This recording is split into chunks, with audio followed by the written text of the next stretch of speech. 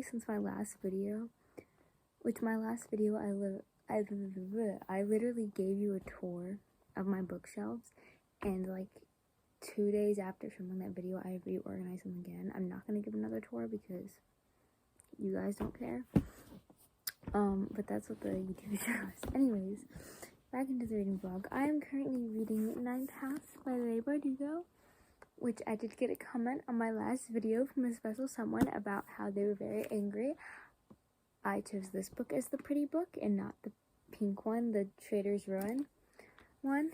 Of course, that wasn't a real hate comment. That was from she who will not be named. Anyways, I'm reading Ninth House by Leigh Bardugo, and if you didn't know, Leigh Bardugo is the one who wrote the Grishaverse, like Six of Crows, Shadow of Bone, which is turned into a Netflix series, which is really good, by the way. You should watch it. Well, they did him a little dirty, but, you know, it's not that bad. All of Leigh Bardugo's books, like, they're all, like, fantasy. They're all fantasy to a degree, right?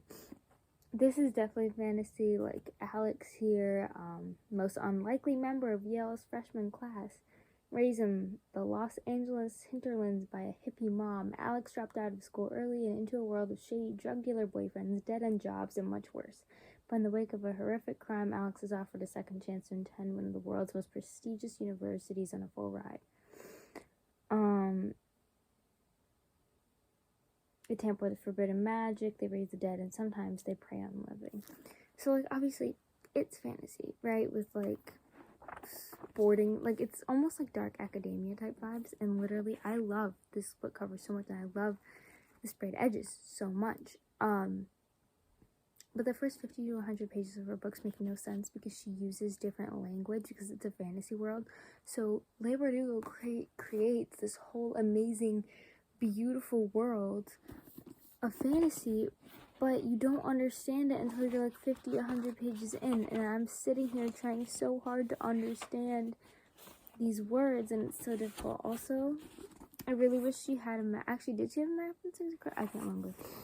She makes the most beautiful maps. I know this is just Yale University, but like, oh my god, it's so pretty. I love books with like universities involved. But yeah, I have to struggle with reading the next like 100-ish pages just so I can understand what this world is, and then I can actually dive into this book. I've been in like a little bit of a slump. I don't really know how to explain it. I'm also in the middle of filming like 2 different videos right now because Valentine's Day is next week, so I'm filming like a whole Valentine's Day vlog. And you're going to learn a lot about me in that video. And then I'm filming, obviously, this reading vlog. And then I'm also putting together a couple YouTube shorts. So, you know, there's a lot going on behind the scenes. But anyways, I'm going to get into reading Ninth House by Leigh Bardugo. And hopefully, I will reach page 100 by tonight. So hopefully, I can dive into it by tomorrow. And I can really get into it. And yes, I'm wearing Christmas pajamas in February. Ignore it. Okay, they're comfy. Anyways, let's get into Ninth House.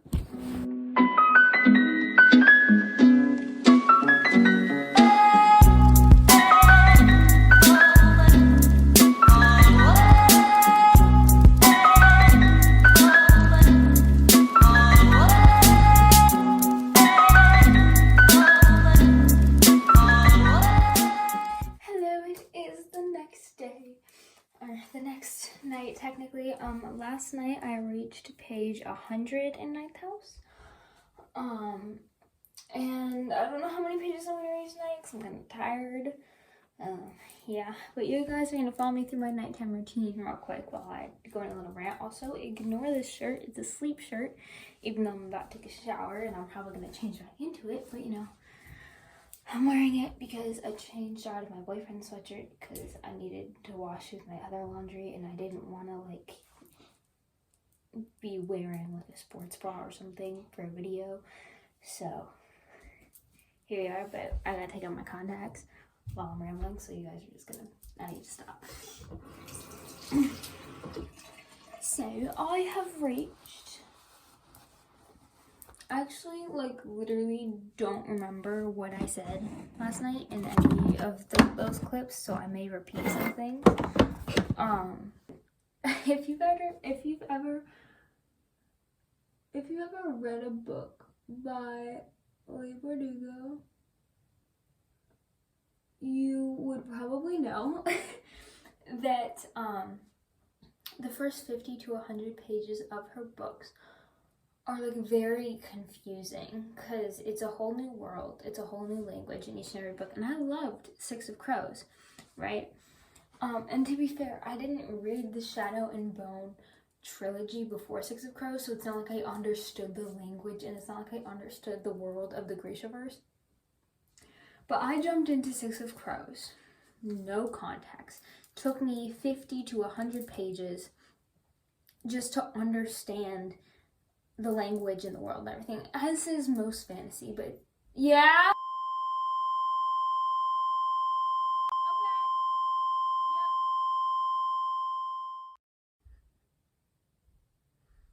Anyway, the first 50, okay. Obviously, as is most fantasy, it takes a bit to understand and to explain.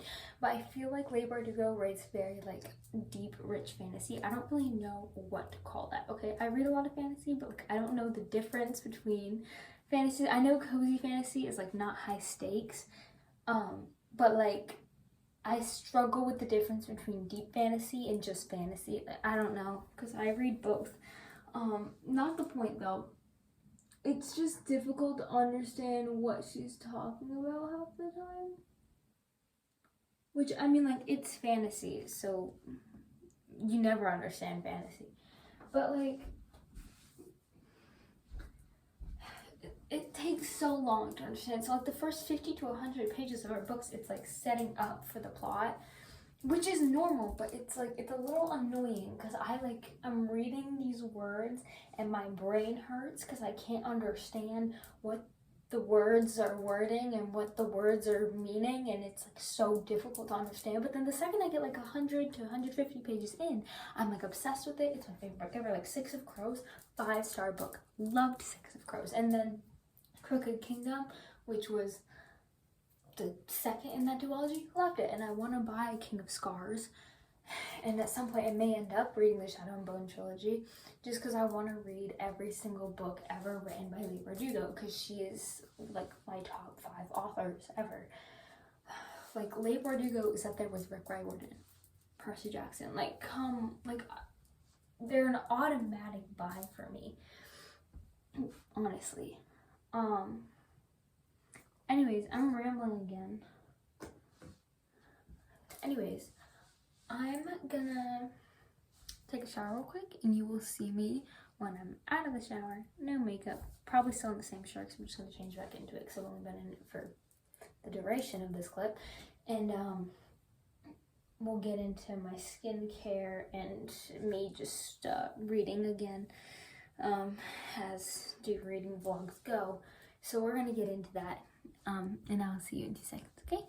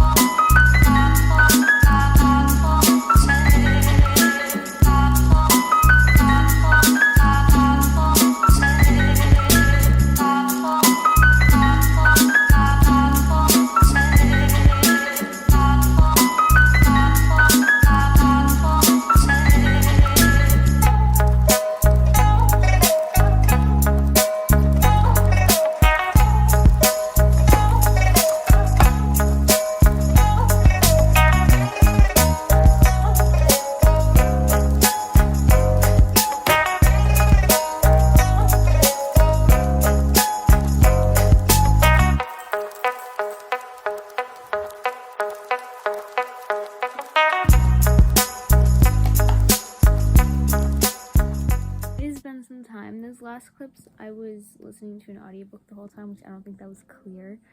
And I did put a disclaimer at the bottom. If you don't have anything nice to say, just leave, okay? I don't need any hate comments here, okay?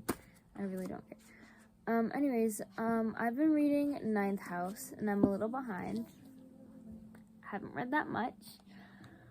And I decided, like, hey, I might as well, like, look up other people's reviews to get more into it, because I'm kind of struggling with, like, getting into this book and, like, other stuff about it that makes this book interesting. Alexa, stop. Some things I didn't know about this book until I looked it up. Number one, in Yale, they have secret societies that do very, like, occult things. That's what this book is about. It's about the different societies in Yale University. Leigh Bardugo was actually a part of one of them, which makes this book kind of scary because, like, there's aspects to it that are real, that are truth, and you can't really tell the difference between the fantasy and the truth because of, like, how real it is and the fact that a lot of this stuff has happened. So I watched an interview that she had about Ninth House. Very, very intense. This book isn't for the faint of heart, I can tell you that. This book is like nightmare fuel. But basically, our main character, Alex, can see the dead, and, they, like, bring her into one of these societies. And that's basically it. And, this book is very dark. I wouldn't recommend it to the faint of heart, honestly. I don't really know how to explain this book. I'm trying, like, I also didn't know that, excuse my language, Hellbent, I think it's called, by Leigh Bardugo. Like, I've seen the book, like, everywhere, but I didn't realize it was the second to Ninth House, so now I do have to get it, because I'm curious on how this continues. But I'm hoping to finish the other 3/4 of this book today. It is 1 p.m. right now, and I need to finish reading this. Also, but yeah, let's get into it.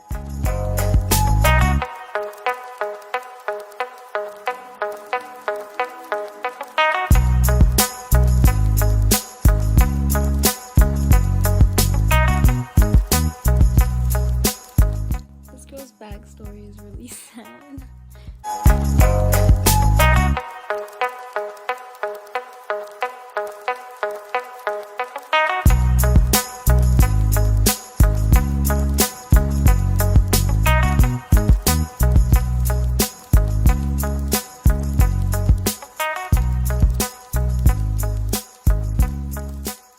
I just finished Ninth House by Leigh Bardugo, maybe, I was about to say an hour ago. It definitely wasn't an hour ago. I don't really know how long ago. It took me at least, like, 12 hours, a half a day to read this whole book. And it was, like, over 2 different days. So I was, like, reading 6 hours and then read another 6. I don't even know. This book is, like, insane. It kind of has the same effect as Lord of the Flies in a way. It's nothing like Lord of the Flies, but I have, like, the same feeling towards this book as Lord of the Flies. Obviously I mentioned at the beginning of this video, every one of Leigh Bardugo's books takes, like, 50 to 100 pages to actually get into, to actually, like reading it and understand it because of the new vocabulary and whatnot. And this book is definitely like that. But this book felt so real. Like, it was kind of like you were, like, actually watching this, because this isn't, like, a regular fantasy book. Like, this is real. She's at Yale University in this book. Like, it's about these real secret societies that actually do exist, that Leigh Bardugo was actually a part of. And, like, you don't really know which part was true or not. I still have to read the acknowledgements, but I wanted to take a pause from reading, because I've been reading since it was light outside. It's obviously not light outside anymore. But this book is, like, the ending was kind of like a fever dream. And I didn't realize there was a second book, but I ordered the second book, which will probably be in a different reading vlog, but this reading vlog was only dedicated to reading Ninth House. But at the end of this book, you find out, like, I'm not going to spoil it, obviously, but Darlington, who's the main love interest, they call him, like, a gentleman demon or whatever, and I didn't realize, because, like, I saw a video the other day that that's what they were going to name the second book instead of Hellbent. I'm so glad they named it Hellbent, because it would be weird if someone was like, hey, what are you reading? I'm like, Gentleman Demon. Not really a normal title. It's a little strange in my opinion. But regardless, it was a good book. I don't know what I want to rate this. I feel like it hasn't, like, marinated in my brain yet for me to figure out what I want to rate this book. Because, like, I want to rate it 5 stars, but at the same time, I was, like, confused for so much of this book.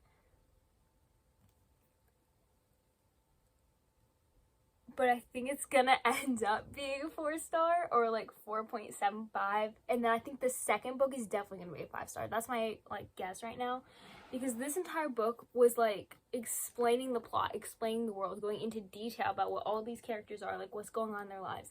This book was, like, this setup for the second book, and I feel like the second book is going to be, like, super insane. I'm going to be, like, so in love with that book.